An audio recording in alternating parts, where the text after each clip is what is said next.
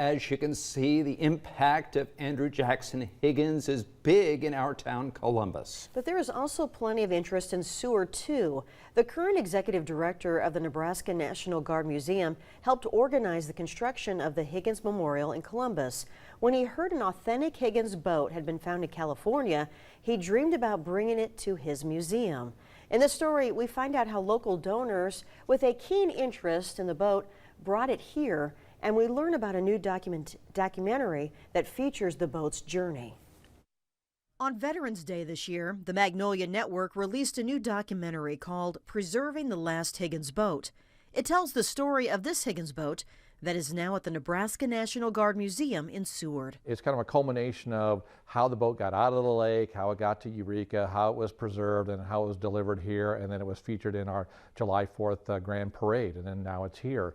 And you can see Eric Hollenbeck from The Craftsman, which is the show, as he preserves this boat. But he also weaves a story about what it was like to be a veteran, to work on something so rare as this boat here behind us, one of 9 known to exist in the world today out of 23,000 that were made. It was built in early 1942. It was found in 2021 in Lake Shasta by Redding, California, and then it was recovered from the lake with the help of the Van and Becky Valley from here in Seward and the Cattle Bank. They got it out of the lake. Cattle Bank Vice President Becky Valley's father, John Cattle, served in World War II and could have been on a boat such as this.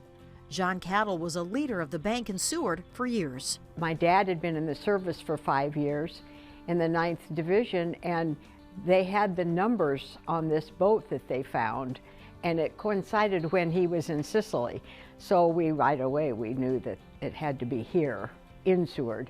And so we participated, and the bank participated, and my mom was 102 at the time, and she was all over it and participated. So it was just meant to be here. Nebraska National Guard Museum Executive Director Jerry Meyer says John Cattle had many heroic moments in the war. He made the first amphibious landing with our armed forces at Operation Torch in North Africa in August of 1942.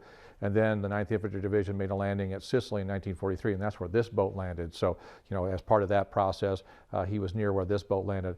And then in 1944 at Normandy at Utah Beach, he landed on June 6th there with the 9th Infantry Division. So he has quite a stellar war history. Never talked much about it. Because of John Cattle's tie to the war, leaders with Cattle National Bank in Seward were more than happy to provide the resources to bring this boat to Seward.